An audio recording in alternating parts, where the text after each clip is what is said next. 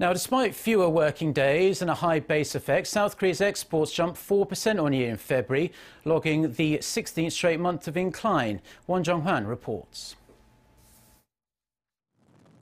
South Korea's exports moved up 4% in February compared to the same months last year. According to data compiled by Seoul's Trade Ministry on Thursday, despite fewer working days due to the Lunar New Year Holiday and the high base effect, the uptrend continued, although growth was weaker compared to the previous months. Outbound shipments hit $44.8 billion in the 1 month period, thanks to solid demand for memory chips and petroleum-related products.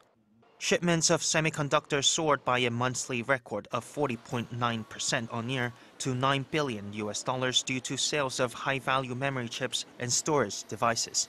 Petroleum products spiked nearly 16% as a rally in oil prices boosted their sales prices. But numbers were affected by the Lunar New Year, where people in China, South Korea's largest export destination, take days off to work to celebrate the occasion. Although exports to China rose 3.7% on year to nearly $12 billion last month, there was a decrease of nearly $2 billion compared to the previous months. Shipments to the United States also backtracked due to downbeat sales of autos and wireless communication equipment.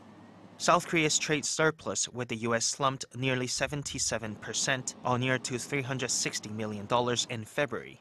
South Korea's total imports, however, rose to 14.8% on year to more than $40 billion in February, and the nation's total trade surplus came to $3.3 billion, making the 73rd straight months in the black.